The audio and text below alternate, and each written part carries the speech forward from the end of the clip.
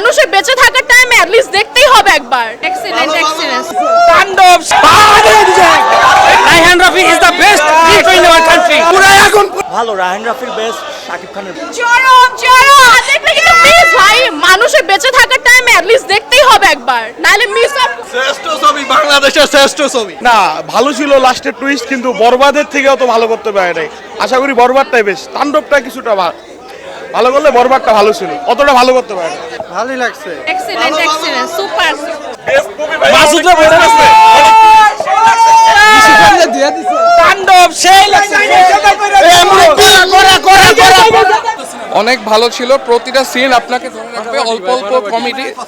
অল্প অল্প কিছু কমেডি আছে যেগুলো আপনাকে ধরে রাখবে। পরবর্তী সিনগুলো এমন আসবে যে আপনাকে লাফিয়ে উঠতে বাধ্য করবে। অসাধারণ ছিল, অসাধারণ বোঝার বাইরে।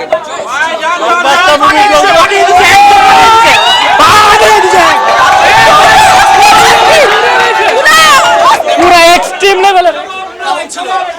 ভালোই ছিল। তেলের মতন কোনো কথা হবে না, জবাব নাই। Raihan Rafi is the best hero in our country. Tandav পুরো এখন মিখাইল চিত্তা গেছে।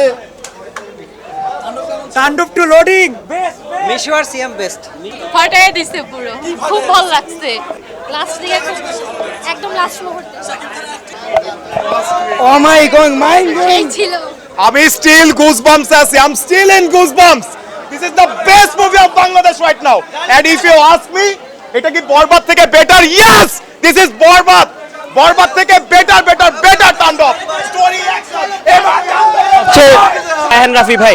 রায়হান রাফি ভাইয়ের কাছে credit and thank you for saving our commercial Bangla movie industry.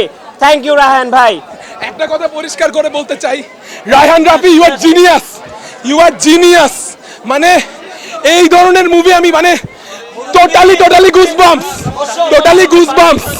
মানে আমি টুইস্টার একটা সেটা এখন বলবো না, স্পয়লার হয়ে যাবে। শুধু এটুকু বলতে চাই, তাণ্ডবের পার্ট 2 আসতেছে। অসাধারণ। আমি দেখে আসলে অনেক বেশি এক্সাইটেড ছিলাম যে কেমন করবে, কিন্তু মুভি দেখে কি বলবো, আমি আসলে মুখের ভাষায় আমার হারাই গেছে। শাকিব খানের মুভি দেখে আসলে অসাধারণ। সবার অ্যাক্টিং, আফরান নিশো, সিয়াম আহমেদ, সবার। সাবিলানুর অসম্ভব সুন্দর হয়েছে।